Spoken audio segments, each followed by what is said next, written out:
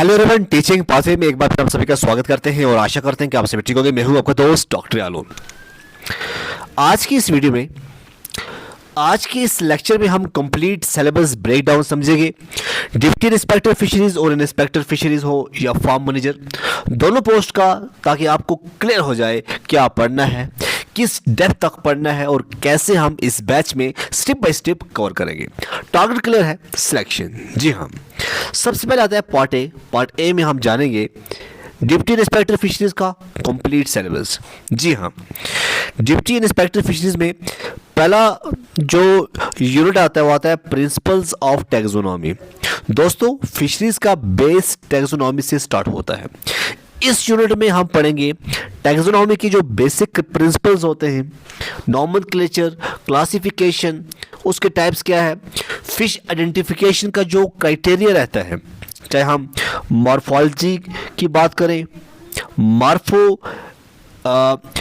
मार्फोमेट्री की बात करें, मेरिस्टिक करैक्टर। तो यहाँ से आप सीखते हो फ्रेश वाटर और मैरीन फिशेस की जो फैमिली लेवल क्लासिफिकेशन है वो हमें देखनी है। ठीक है, उसके साथ साथ मॉडर्न टूल्स, डीएनए बारकोडिंग की बात की हो, यह है डीएनए बारकोडिंग जो है, ये भी इंपॉर्टेंट है। कैरोटाइपिंग, प्रोटीन एनालिसिस, और इंडिया की कमर्शियल जो मेन इंपॉर्टेंट है वो क्या है, जो कमर्शियली इंपॉर्टेंट फिशेस हैं इसके बारे में जानना है। और साथ में क्रस्टेशिया और मुलस्का का भी डिटेल्ड स्टडी होगा। जी हाँ, क्रस्टेशिया एंड मुलस्का जो एग्जाम में डायरेक्ट क्वेश्चन जो है जहाँ से बनते हैं। उसके बाद आता है unit number second. Unit number second है anatomy and physiology of finfishes की बात हो रही है, यहाँ पे लिखा है फिन फिशेस। इस यूनिट में हम फिश बॉडी को सिस्टम वाइज समझेंगे। मतलब क्या है इसका, हम देखेंगे कि इंटीग्यूमेंट्री सिस्टम क्या है, सेकंड स्केल्स, उसके साथ साथ में आता है स्केलेटल सिस्टम। स्केलेटल सिस्टम के साथ साथ आता है डाइजेस्टिव, जी हाँ डाइजेस्टिव, रिस्पिरेटरी, और साथ में आप देखोगे circulatory and excretory system. Okay, तो ये जो यूनिट है ये conceptual plus diagram based question जो है ये उसके लिए बड़ा इंपॉर्टेंट माना जाता है। यूनिट नंबर सेकंड अब है, यूनिट नंबर सेकंड आता है क्लासिकल एंड मॉलिक्यूलर जेनेटिक्स। यहाँ से सिलेबस थोड़ा साइंटिफिक हो जाता है, बट मैं सिंपल बना दूंगा ताकि आपको इजीली समझ आ जाए। जैसे जो मेंडल्स लॉज हैं, मोनो हो, डाई हाइब्रिड हो, ये आपको पता होना चाहिए, ये इंपॉर्टेंट है। उसके साथ साथ आप लिंकेज के बारे में जानोगे। जी हाँ, मैं लिंकेज की बात कर रहा हूँ। क्रॉसिंग ओवर के बारे में आप जानोगे, बहुत ज़्यादा इंपॉर्टेंट है।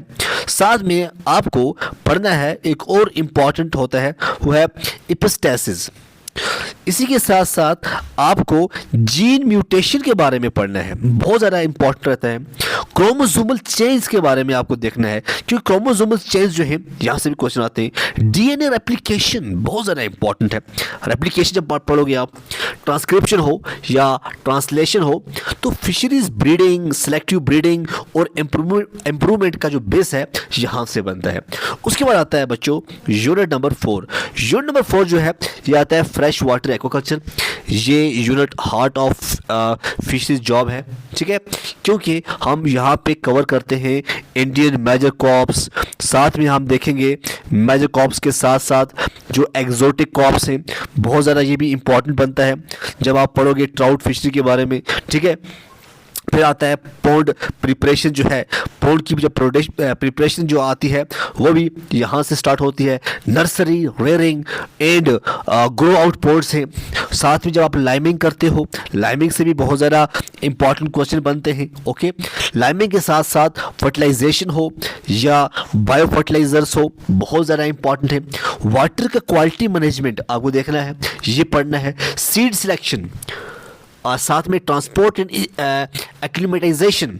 तो एग्जाम प्लस फील्ड दोनों के लिए मोस्ट इंपॉर्टेंट यूनिट जो है ये माना जाता है। उसके बाद आता है लिम्नोलॉजी। लिम्नोलॉजी का मतलब होता है इनलैंड वाटर्स का साइंस क्या है।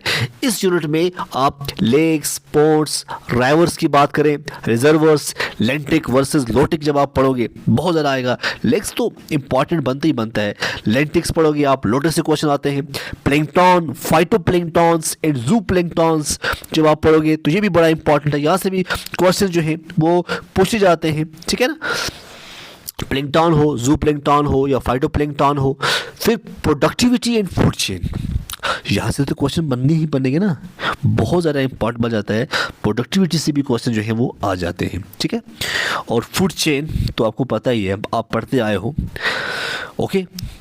तो ये जो था ये इंपॉर्टेंस थे लिम्नोलॉजी के अंदर। तो जम्मू और कश्मीर के फेमस लेक पर स्पेशल फोकस रहेगा, कहाँ पर कौन सी फ़िश जो है आपको देखने को मिलती है, कौन सी ज़रा इम्पॉर्टेंट फ़िश है, ठीक है।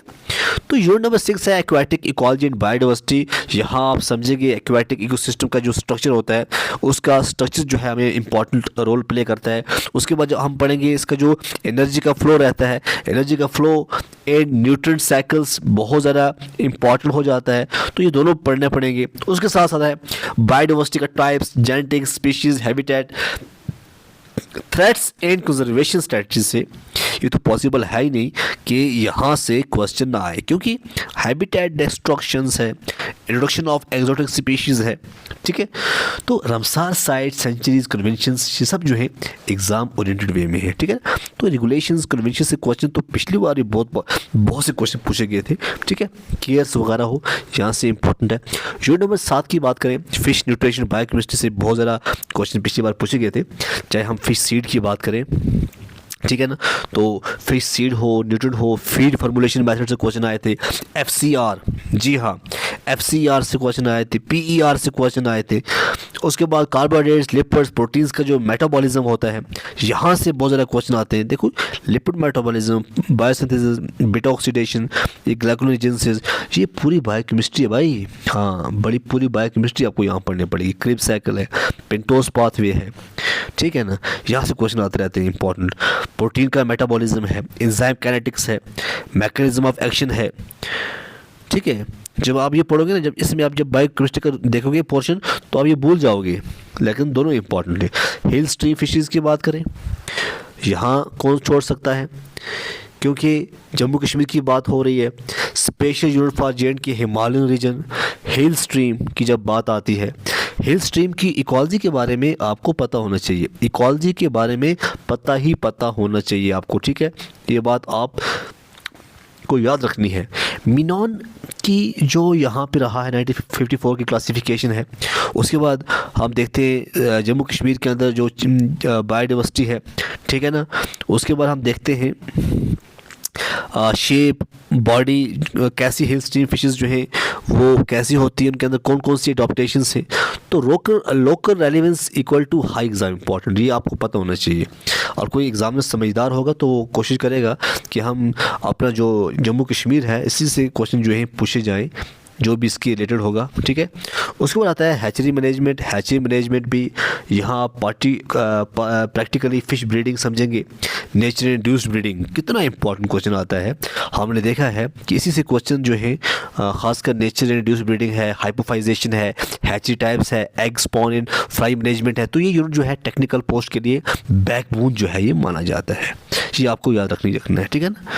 तो इसमें देखोगे fresh water marine fish resources क्या है, nature breeding of fin fishes वगैरह, बॉन्ड ब्रीडिंग क्या होता है, फ़िश एग क्या है, इसकी एम्ब्रियोनिक डेवलपमेंट जो होती है किस तरह से होती है, प्रिजर्वेशन मेथड क्या होते हैं, of extract of injection, pituitary gland के बारे में पढ़ना है आपको, ठीक है। तो ये बड़ा इंपॉर्टेंट बनता है, ठीक है ना। उसके बाद आता है स्पोर्ट फिशरीज़। अभी हम डिप्टी की बात कर रहे हैं, अभी तो इंस्पेक्टर में पहुँचे नहीं। प्रेजेंट स्टेटस क्या है, future prospect of cold water fisheries, ठीक है। उसके साथ साथ है fly fishing, spinner fishing, equipments कौन कौन से इक्विपमेंट से यहाँ से क्वेश्चन आ सकते हैं, लाइव बेट, रॉड, रील, मेंटेनेंस, रिपेयर जो है यहाँ से क्वेश्चन बनते रहते हैं बहुत ज़्यादा। फिश प्रिजर्वेशन प्रोसेसिंग, तो ये तो बहुत ज़्यादा इंपॉर्टेंट है। तो इसमें अगर हम बात करें salting, drawing, smoking, fermented fish products क्या हैं, वैल्यू एडिशन, पैकेजिंग किस तरह होती है, क्वालिटी कंट्रोल किस तरह होता है, तो प्रोसेसिंग के रिलेटेड एमसीक्यूज जो हैं वो फ्रिक्वेंटली जो हैं वो आते रहते हैं। तो इसमें आपको कुछ भी नहीं बोलना है, चाहे ड्राई साल्टिंग की बात हो, वेट साल्टिंग की बात हो, क्योंकि साल्टिंग इसमें इंपॉर्टेंट रहता है।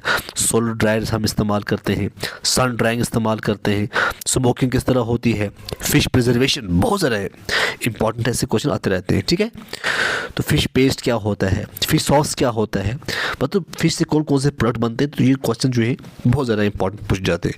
फिश डिजीज़, ये तो स्किप कर ही नहीं सकते आप, बहुत ही इंपॉर्टेंट है। बैक्टीरियल, फंगल, पैरासाइटिक, डायग्नोस्टिक, इसकी ट्रीटमेंट क्या है, इम्यून सिस्टम ऑफ फिश क्या है। डिजीज़ की अगर हम बात करें, इसकी अगर हम डिजीज़ की अगर हम बात करें, ठीक है, तो ऐसा भी है। सर्वेलेंस क्या है, तो इसमें प्रैक्टिकल प्लस थ्योरेटिकल दोनों एंगल से जो है क्वेश्चन वो आ सकते हैं। ठीक है ना, पूरा सब पढ़ो, एक्टोपैरासाइट, एंडोपैरासाइट्स जो कॉमन रहते हैं। ठीक है, डायग्नोसिस एंड ट्रीटमेंट की बात करें, ट्रेमेटोड्स क्या होते हैं, ब्लॉक स्पॉट डिजीज़ क्या है, सिस्टोडिस क्या है, नेपोलिटिस क्या है, केथोपोसिस क्या है, तो ये इंपॉर्टेंट है। यहाँ जाके अभी थोड़ा सा किया हमने 11 मिनट का वीडियो यहाँ पहुँच गया डिप्टी इंस्पेक्टर। अब आता है इंस्पेक्टर का सिलेबस क्या है। इंस्पेक्टर के सिलेबस में सिस्टमैटिक की बात हो रही है। सेक्शन में हम systematic in modern taxonomy tools, invertebrate, protozoa, porifera, annelida, arthropoda, fish farming techniques, cold water fish resource management, fish anatomy, physiology, disease and disease control, sport fishing, Z K fish nutrition, feed formulation. तो overall syllabus जो है deputy inspector से slightly basic but application oriented जो है ये माना जाता है। ओके, तो उसके बाद आप देखोगे ट्रेंड्स इन टैक्सोनॉमी है इसमें, फिर इन्वर्टिब्रेट्स को मैं बताया, प्रोटोजोआ, पोरिफेरा, ठीक है, स्केलेटन पोरिफेरा से आ सकता है, एनेलिडन, आर्थ्रोपोडा क्या होता है। उसके बाद हम देखेंगे fish farming, aquaculture, culture of air breathing fishes, brackish water fish culture, prawn culture बहुत ज़्यादा इंपॉर्टेंट है। हैचरी मैनेजमेंट, इकोनॉमिकल इसका क्या इंपॉर्टेंट है। उसके बाद आता है रिसोर्स मैनेजमेंट, हाँ इसमें हार्मोन्स का क्या रोल रहता है। रिसोर्स मैनेजमेंट के अंदर हिस्ट्री आपको पढ़नी है कोल्ड वाटर फिशरीज़ की, इंडिया के अंदर कौन सी इंपॉर्टेंट फिशरीज़ हैं, ठीक है, स्टेटस क्या है कोल्ड वाटर फिशरीज़ का, टाइप्स ऑफ लेक क्या होते हैं, वेटलैंड्स क्या होते हैं, ठीक है। उसके बाद आता है fish anatomy and physiology and biology, इसमें आपको देखोगे मेरिस्टिक एंड मॉर्फोमेट्रिक कैरेक्टर क्या होते हैं, कलोरेशन क्या होती है, सिकन क्या है, biology of cold water fishes क्या होते हैं, स्केल्स की टाइप्स हैं, टिनॉइड्स, सेक्लॉइड्स, प्लेकॉइड्स, स्पॉनिंग किस तरह होती है, मेल एंड फीमेल का रिप्रोडक्टिव सिस्टम कैसा होता है, ठीक है, और टाइप्स ऑफ फिश क्या है। उसके बाद आता है डिजीज़ इन फिश कंट्रोल, वही आपको सभी पढ़ना है जो कुछ होता है। स्पोर्ट फिशरीज़ में आपको जम्मू कश्मीर को लेकर जो हम फिशिंग के लिए गियर्स का इस्तेमाल करते हैं, टूरिज़्म इंडस्ट्री का क्या रोल रहता है, फिश न्यूट्रिशन, बायोकेमिस्ट्री, वही सेम जो है आपको पढ़ना ही पड़ेगा, ठीक है। तो ये था इंस्पेक्टर डिप्टी इंस्पेक्टर का सिलेबस, ठीक है ना।